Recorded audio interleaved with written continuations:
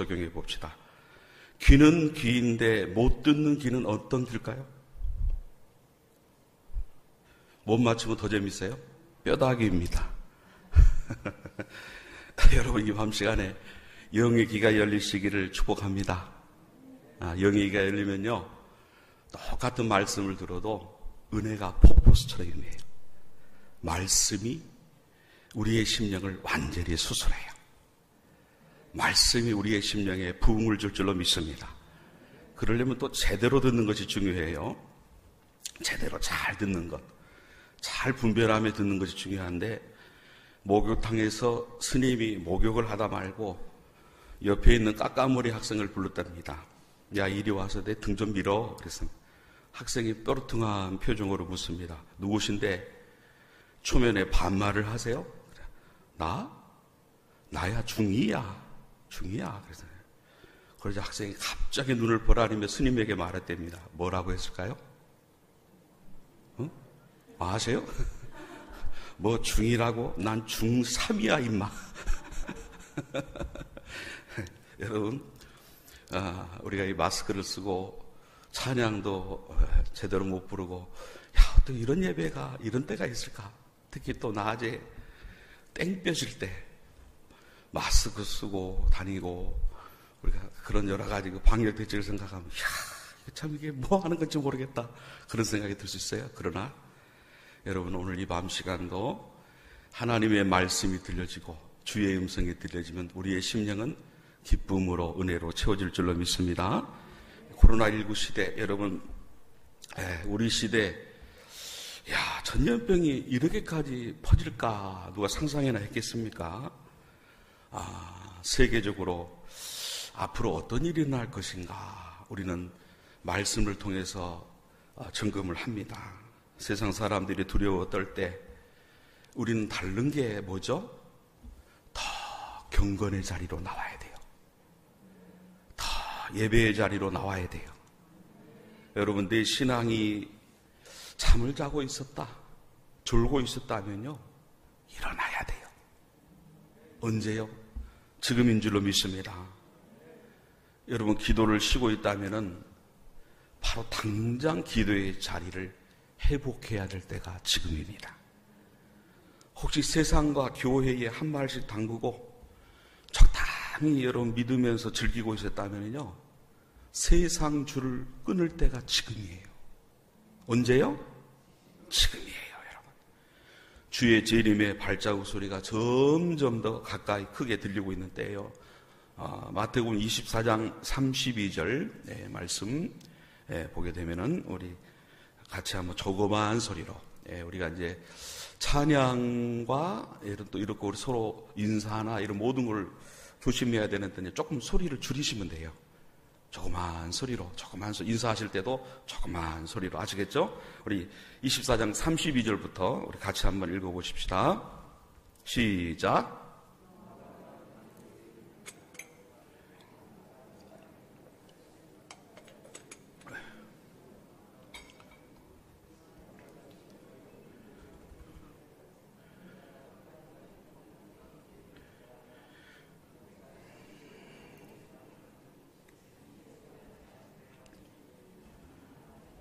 자, 여기서 무화과 나무의 비유를 배우라. 이 무화과 나무가 바로 이스라엘 나라를 비유하고 있어요. 마태복음 21장 19절에는 열매 없는 무화과 나무를 저주하여서 뿌리까지 말라 죽게 하셨는데, 그것은 곧 이스라엘이 멸망할 것을 예표하신 거예요. 그 예언대로 이스라엘은 추후 70년에 로마에 의해서 멸망했어요. 이스라엘이 거의 2000년 동안 멸망한 상태에 있다가 1948년 5월 14일에 독립하여 살아났어요. 이거는 우리가 인류 역사의 수수께끼 수수께끼, 이거는 있을 수 없는 일이라 그렇게 보는데, 하나님이 예언하셨기 때문에 이루어진 줄로 믿습니다. 자, 예수께서 마태복음 24장 34절에 내가 진실로 너희에게 이르는 이 세대가 지나가기 전에 이 일이 다 이루리라 한 말씀 보면, 이스라엘이 부활한 후 한 세대가 지나가기 전에 오신다는 말씀인데요. 그 한 세대가 몇 년이냐 하는 것이 문제입니다. 대부분이 한 세대를 40년으로 생각을 해가지고 1998년, 99년, 2000년대 그때 밀레니엄 버그 한참 긴장을 했었어요. 지나고 보니까 그때가 아니에요. 그래서 다른 성경 구절 하나를 조금 더 적용을 해서 점검을 하는데요. 창세기 15장 12절에 16절을 보면은 너는 정령이 알라 내 자손이 이방에서 적이 되어 그들을 섬기게 그들은 400년 동안 내 자손을 괴롭게 하리니 16절 같이 읽어봅시다. 내 자손은 4대 만에 몇 대 만에? 4대 만에요.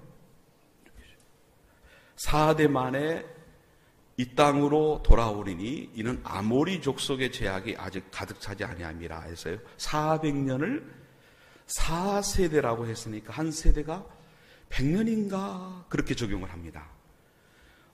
그런데 마태복음 24장 22절에 보게 되면 그날들을 감하지 아니하면 모든 육체가 구원을 얻지 못할 것이나 그러나 택하신 자들을 위하여 그 날들을 감하시리라 말씀과 함께 살펴보게 되면은 꼭 100년 후가 아니라 조금 빠를 수도 있겠다. 100년을 적용한다 해도 1948년이니까 2048년 안에는 예수님이 재림하신다 짐작할 수 있는 거예요.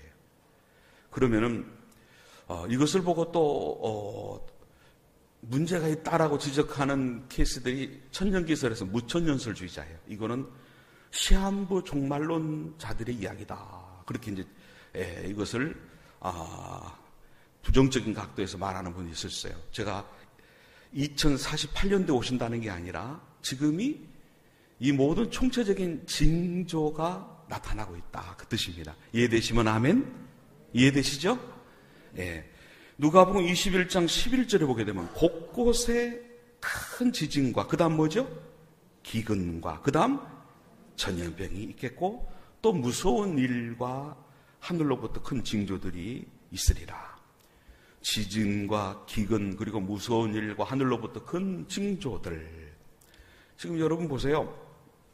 이 천재지변 같은 경우 최근에도 일본과 중국이 기록적인 폭우라 그러죠. 요새 보면요. 기록적인 것이 자꾸 나타나요. 전 세계 대자연에 일어나는 일들이 자꾸 기록적인 그 현상들이 나타난다. 이것이 성경에 다 예언되어 있는 거예요. 예? 자, 기근, 가뭄과 홍수, 메뚜기 재앙 등을 통해서도 발생하지만 가뭄이 더 큰 문제가 되는데요. 이것 역시 급속도로 퍼져나가고 있죠. 자, 이런 때에 우리는 아까 우리가 찬양 불렀죠. 분명하게 우리는 그럼에도 불구하고 우리 사랑하는 성도님들은 넘어서야 될 줄로 믿습니다. 주의 길을 제대로 걸어가야 될 줄로 믿습니다. 하나님의 은혜 가운데서 여러분이 나태하거나 두려워하거나 그 부분에 있어서 제대로 하나님의 말씀대로 전진하지 못하고 방황하면 안 된다는 거예요. 더위도 참고 추위도 참아내면서 교회를 중심해서 주일 성수를 잘 해야 되고 무엇보다도 여러분 예배에 성공해야 될 줄로 믿습니다. 오늘도 여러분 우리가 이 자리에 나온 것이 얼마나 은혜가 돼요. 앞으로는 이 적은 소수에 깨어있는 그 모임이 얼마나 소중한지 몰라요. 깨어있는 소수의 모임에 꼭 여러분 승리하시기를 축복합니다. 특별히 여러분 전염병 코로나19 지금 전 세계에 지금 최고치 확진자가 최고치를 자꾸 갱신이 되기도 하고 물론 오르락내리락 하지만은 또 여러분 중국에서 참 우리 놀랄 만한 그 병 흑사병 같은 경우 중세시대 유럽을 휩쓸어서 1억 명 이상이 숨졌다는 그런 병이죠. 그래서 철저하게 긴장하면서 방역을 해요. 그런데 여러분 지난번에 제가 그 계시록의 말씀을 하면서 빙하가 녹으면서도 과거에 있던 이런 바이러스들이 돌출이 될 수 있다는 말씀 드렸잖아요. 여러분 그것이 얼마든지 종말의 때가 되면 말씀의 예언대로 있을 수 있다. 자, 병으로 볼 땐 또 여러분 파킨스 병, 22시간 잠을 자야 하는 로스토프 증후군, 알츠하이머, 베체트 하여간 여러분 불치병들이 굉장히 많아지고 있어요. 그러나 어떤 질병에 걸리더라도 낙심하면 안 됩니다. 하나님은 살아계십니다. 여호와 라파의 하나님이십니다. 어떤 악한 질병에 걸린다 해도 여러분 중요한 것은 믿음 잃지 말아야 됩니다. 자, 아픈 것이 없는 하나님의 나라가 우리는 앞으로 기다리고 있는 거예요. 그러니까 어떤 환경 속에 처해도 우리는 불안해하거나 초조해하거나 근심 염려에 빠지면 안 됩니다. 반드시 그래서 회복하고 깨어나야 될 때입니다.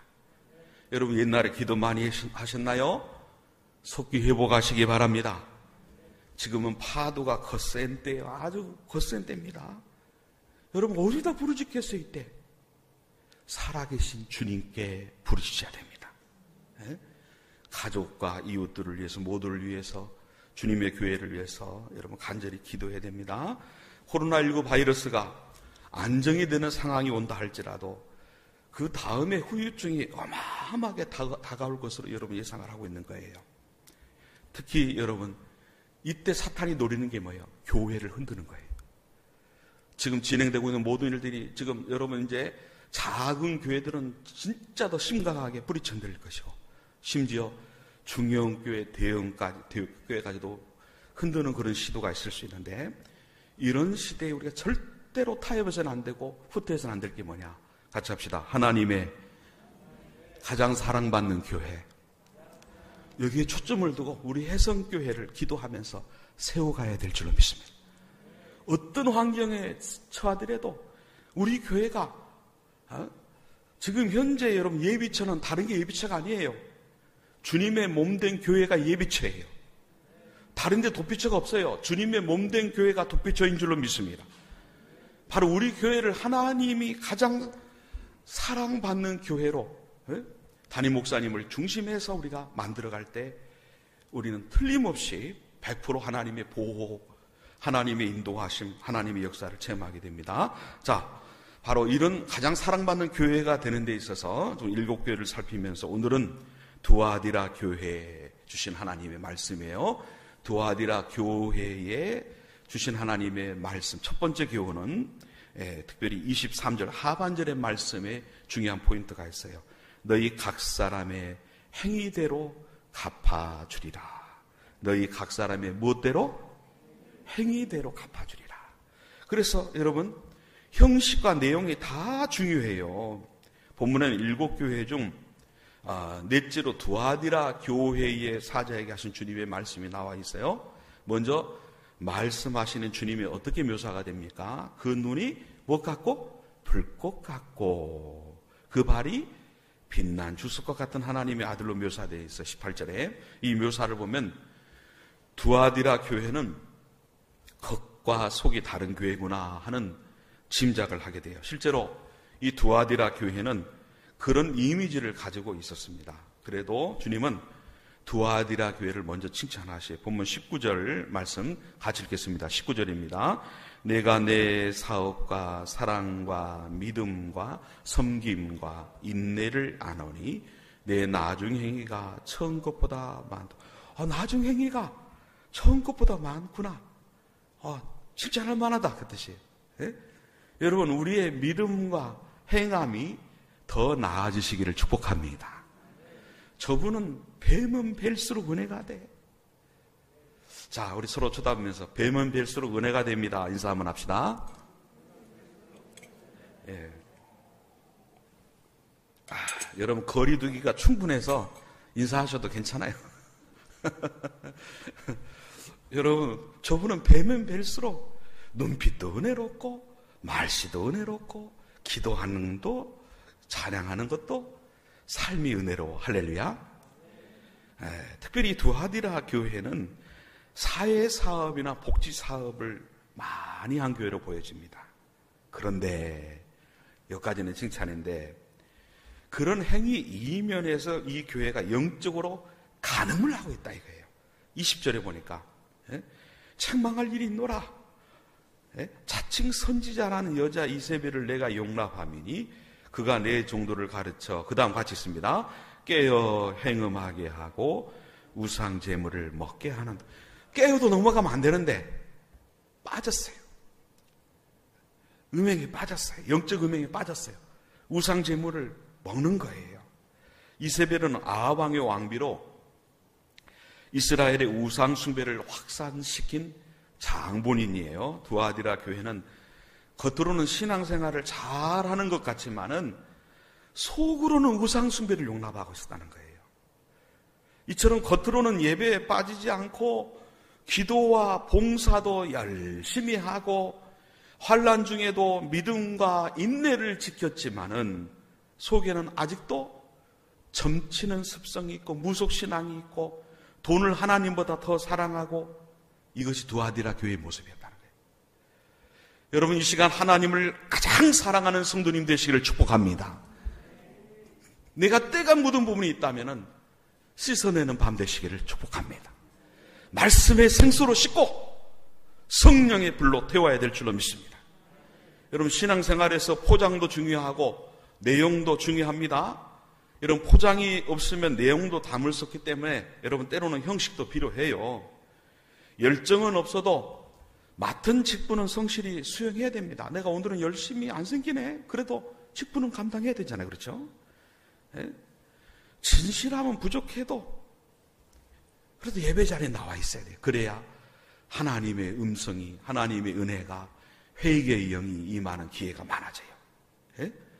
내 마음과 행동에 부족한 모습이 있을 때도 때로는 실망스러울 때도 있어요. 저를 바라볼 때, 여러분 스스로 자신을 바라볼 때 실망스러울 때도 있어요, 없어요? 여러분도 있으세요? 저도 보면 이러면 안 되는데 그럴 때가 있어요. 여러분도 그럴 때가 있겠죠? 그래도 예배의 형식을 붙잡고서 나와야 돼요. 주일 성수 자리로 나와야 돼요. 그래야 여러분 그때 하나님이 역사하십니다. 내가 중심으로 뜨겁게 못하는데 무슨 필요가 있어? 그럴 때 무슨 예배할 필요가 있어? 아니에요. 그래도 예배의 현장의 형식에 내가 나와 있어야 돼요. 거기에 동참해야 돼요. 그래야 회개의 기회와 가능성은 그만큼 많아집니다. 여러분, 겸손함은 진실한 신앙을 나타내는 가장 중요한 내용 중에 하나입니다. 그래서 이 부분이 정돈이 되면요, 겸손해질 수밖에 없어요. 오늘도 저를 통해 하나님이 말씀하실 줄 믿습니다. 저는 온전한 도구예요. 앞으로도 하나님의 도구입니다. 제가 할 수 있는 건 없어요. 여러분도 마찬가지입니다. 하나님이 써주셔야 될 줄로 믿습니다. 신앙이 진실해지면 교만이 없어져요. 40일 금식 기도를 하고 얻어야 할 것은 신비한 능력이 아니라 겸손의 능력이에요. 예수님이 40일 금식할 때도 마귀에게 시험 받으러 가셨다고 했어요. 성경 어떤 부분을 보더라도 40일 금식을 통해서 능력 받으러 그 구절이 없습니다. 예수님 닮아가는 거예요. 여러분, 겸손의 능력, 이것이 가장 신비한 능력인 줄로 믿습니다.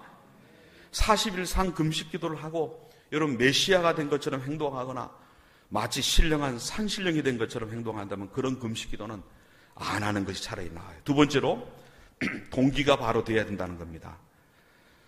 여러분, 사람들은 본능적으로 겉모습을 봅니다. 그래서 치장을 합니다. 교회도 잘 치장하면은 사람들이 그 치장에 현혹되기도 해요. 어떤 분은 아침에 아내의 화장 안 한 얼굴을 볼 때 그런 생각이 듭니다. 속았다. 여러분, 여성의 화장은 세대별로 그 의미가 다르다고 합니다.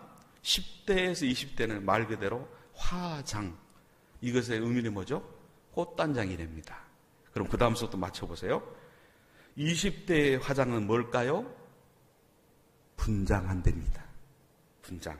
그럼 40대는 40대의 화장을 뭐라 그럴까요? 변장한답니다. 변장. 그러면 50대부터는 좀 민망하긴 합니다만은 같이 합시다. 환장. 너무 심했나요? 50대부터는 너무 심하게 바꾼다는 거죠.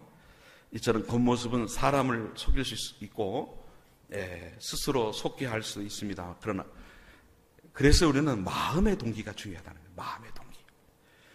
바울과 그 전도팀들이 우상 숭배가 성행하는 데살로니가 지역의 교회를 능력이 있는 교회로 만들 수 있던 것은요, 데살로니가 전서 2장을 보면 간사함과 부정과 속임수로 한 것이 아니고 아첨하는 말이나 탐심의 탈을 쓰고 한 것이 아니었다는 걸 말합니다. 아첨하는 말을 하지 않았고, 즉 쉽게 말하면 쇼맨십으로 한 게 아니라. 여러분, 쇼맨십으로 여러분의 마음을 한순간에 휘잡을 수 있는 그런 요소가 있는 사람들도 있어요. 예? 그러나 사람은 지나놓고 보면 진가가 다 나타나요. 그걸로 되는 게 아니에요. 예?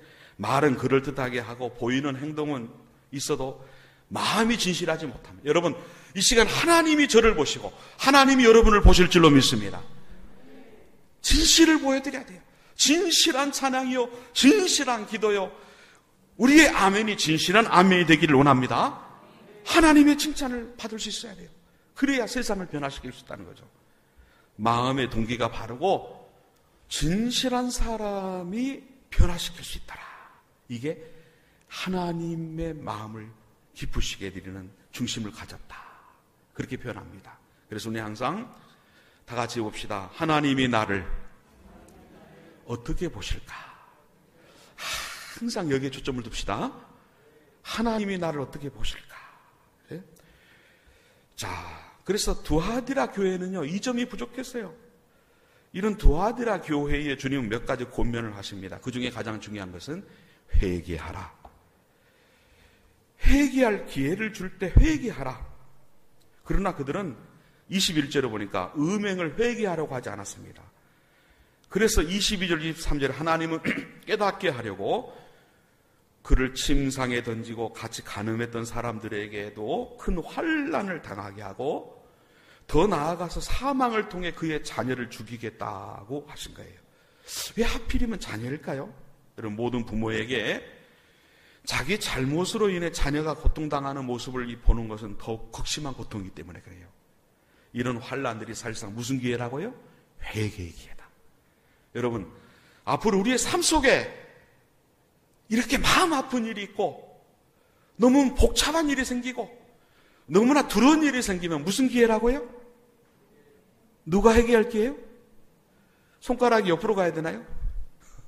누가 회개할 기회요? 내가 회개할 기회. 여러분, 그러므로 환난을 당하면 그 환난을, 그 문제를 회개의 기회로 삼으시기를 축복합니다. 자, 그래서 마음과 뜻이 주님께 합당하도록 힘써야 된다는 거죠.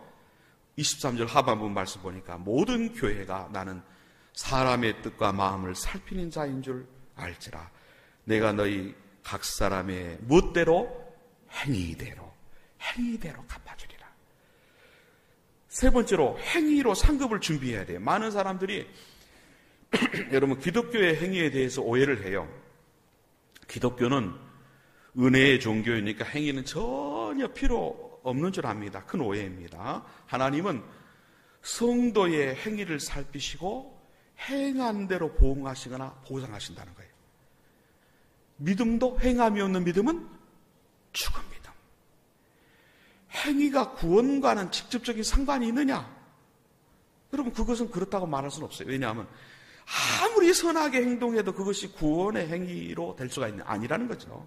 구원은 믿음으로 받습니다. 그러나 구원받은 성도의 보상과 상급과 보응은 그의 행위와 눈물과 땀과 정성에 따라 크게 달라진다. 그래서 여러분, 이 시간 이런 말씀 드리면서 여러분이 결심할 점이 뭐예요? 하나님, 나의 행위로 하늘의 상이 넘치기를 원합니다. 불꽃 같은 눈총자로 지금 바라보시는 하나님의 기쁨이 되기를 원합니다. 겉으로 볼 때는 아무리 그럴듯해도 내면의 의도가 순수하지 못하면 보상이 없어요. 그러나 좀 부족한 듯해도 진짜 하나님 어떻게 보실까?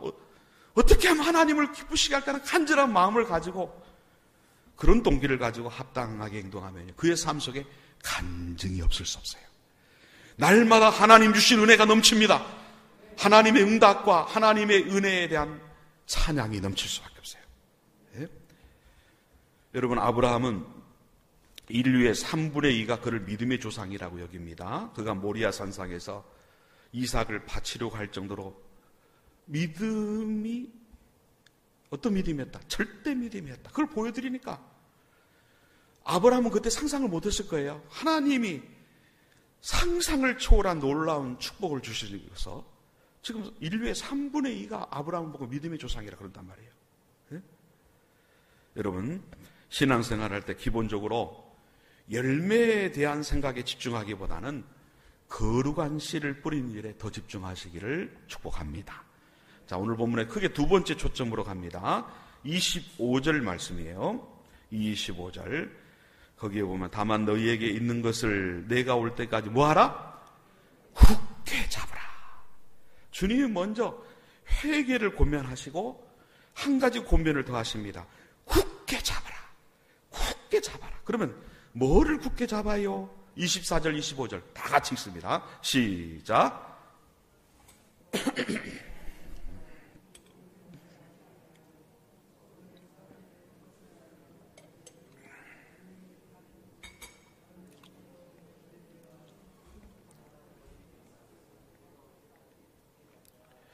24절에 나오는 이 교훈은 두아디라 교회를 책망하는 교훈으로서 진실한 행위를 가지라는 교훈입니다. 사람들은 대부분 이 책망하는 교훈을 잘 받지 않아요.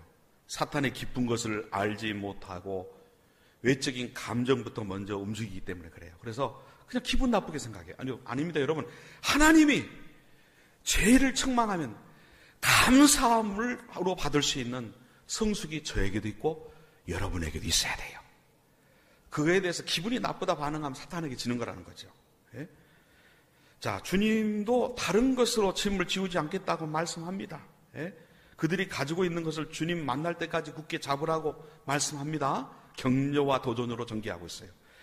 바로 이 격려와 도전의 말씀이 책망의 말씀보다 훨씬 사람들에게 힘을 주고 변화의 역사를 일으키기 때문에 그렇습니다. 주님은 자신에게 없는 것을 있게 하려고 하는 것보다 자신에게 있는 것과 잘하는 것을 굳게 붙잡고 나아가라고 격려하셔요. 예?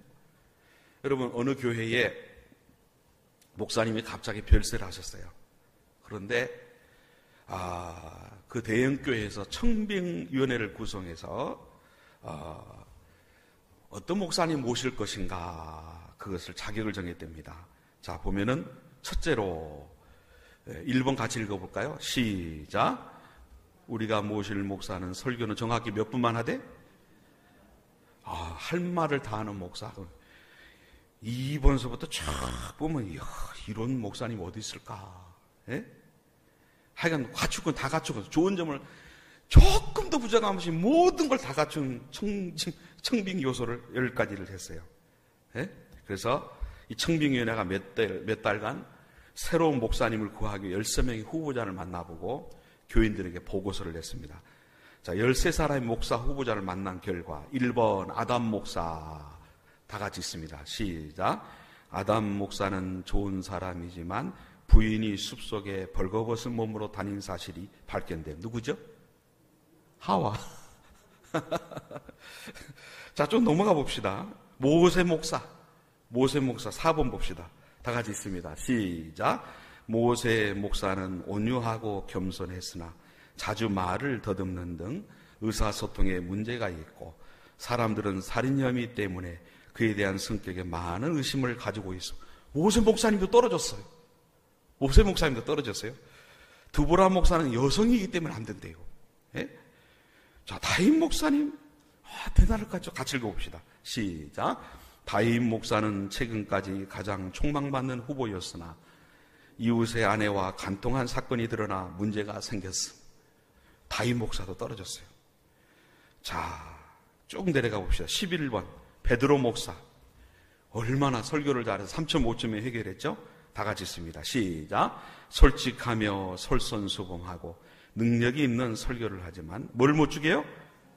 성질을 못 죽인대요. 다혈질의 결정적인 순간에 뭘 하더라? 배신을 때리더라, 이거죠. 배신한 선양에서 안 되더라.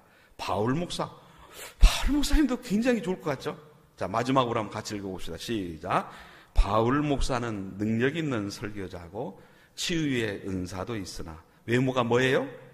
대머리인데다가 미혼이라 식사 문제를 담당할 여신도들이 매우 부담스러워함. 마지막으로 딱 결정한 목사가 누구예요? 가룟유다 목사입니다. 가룟유다 목사. 예? 인내심이 있고 보수적이며 자기 주관이 뚜렷하며 위기의 시대에 교회를 이끌 만하며 특히 유력한 회계사 자격을 가진 철학 박사 출신이기에 앞으로 교회 재정 문제도 잘 다룰 것으로 믿어 다음 주일에 설교에 초청하기로 했습니다. 다음 주 지성적인 가룟유다 목사님의 설교를 기대하시기 바랍니다. 결론을 그렇게 내린 거예요. 자, 물론 이렇게 청빙했다는 뜻은 아니지만 얼마나 중요한 일리 있는 내용인지 몰라요. 예? 사람들은 저들이 가진 스펙으로 평가를 해요. 사람은 그 사람이 살아왔던 삶을 전체로 보는 것이 아니라 자신이 가진 시각으로 평가해요. 그래서 참 안타까운 것은요, 저는 볼 때 그분의 허점이 너무나 부족하게 많이 보이는데 그것을 전혀 못 보게 잘못되게 결정하는 분들, 그 진리 문제라면 가르쳐 주겠는데 그분을 잘못 보고 있는 거예요. 그분은 위설이 가득해요. 그 말을 못하는 거예요. 그분에게 수명타가 될 수 있고, 그럼 너무나 마음 아픈 일이다. 하나님 어떻게 변화시킬지 모르겠는데 그 말을 못하겠는 거예요. 전체를 못 보는 분들이 너무나 많은 거예요. 대부분 나의 시각으로 천사 같다, 나의 시각으로 대단하다 듣지만은 종합적으로 보는 분들은, 그의 허점과 단점을 보는 분들은 그게 아닌데 차마 그것이 비판이 되고 그의 사역을 무너뜨릴 수 있기 때문에 절대 말은 하지 않아요. 예? 여러분, 우리가 잘 관찰해 볼 필요가 있어요. 예. 왜 그렇습니까? 보고 싶은 것만 보고 또 보여지는 것만 보기 때문에. 예? 그러나 하나님은 과거가 아닌 미래를 보시고 결과가 아닌 가능성을 보셔요. 여러분 믿음 안에, 여러분이 말씀 안에 순종하고 하나님이 쓰신다면 어떤 큰 일도 할 수 있는 줄 믿습니다. 예? 단점을 덮어주시고 장점을 살리고자 하십니다. 없는 것을 주시기보다는 있는 것을 잘 사용하라고 하세요. 저도 보면요, 가지고 있는 것도 있지만은 이것도 없고 그것도 없고 저것도 없고 그것만 생각하면 힘이 빠져버릴 수가 있어요. 저답지 못하잖아요. 예? 없는 것에 지나치게 연연한다고 해서 없는 것이 갑자기 있는 것이 되지 않습니다. 예? 그 단점이 하루아침에 사람의 수양으로 노력으로 바뀌는 게 아니라는 거죠. 그래서 단점을 고치려는 노력과 단점에 대한 문제의식을 가지고 잠깐 발전을 할 수 있지만은 거기에 힘 빠지면 안 돼요. 시간이 다 투자돼서 힘이 빠지면 안 된다는 거죠. 하나님이 내게 주신 장점이 있다.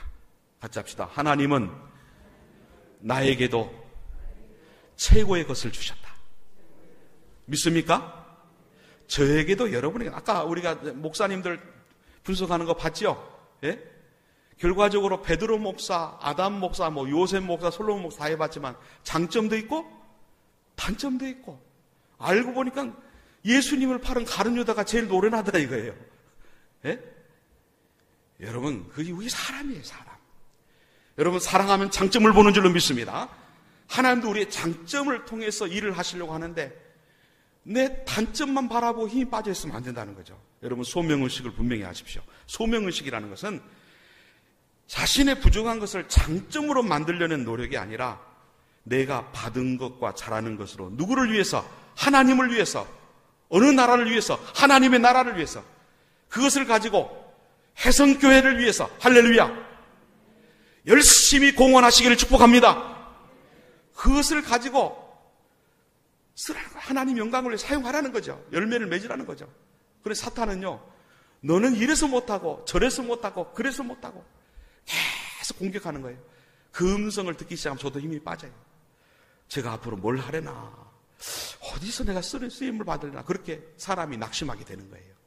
절대로 거기에 여러분이 현혹되고 눌리면 안 됩니다. 하나님이 나를 쓰십니다. 하나님이 여러분을 쓰십니다. 우리 해성교회를 놀랍게 쓰실 줄로 믿습니다. 이어서 26절 27절입니다. 26절 27절입니다. 이기는 자와 끝까지 내 일을 지키는 그에게 만국을 다스리는 권세를 주리니 그가 철장을 가지고 그들을 다스려 질그릇 깨뜨리는 것과 같이 하리라.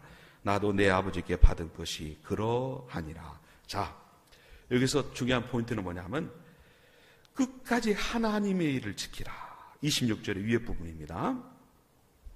끝까지 내 일을 지키는 자. 여러분, 굳게 잡아야 될 게 뭐예요? 하나님 일인 줄 믿습니다. 철장은 권세와 능력을 상징하는 용어예요. 즉 끝까지 하나님의 일을 지키고 굳게 잡으면 권세가 생긴다. 능력이 생긴다. 내게 맡겨진 사명에 최선을 다하시기를 축복합니다.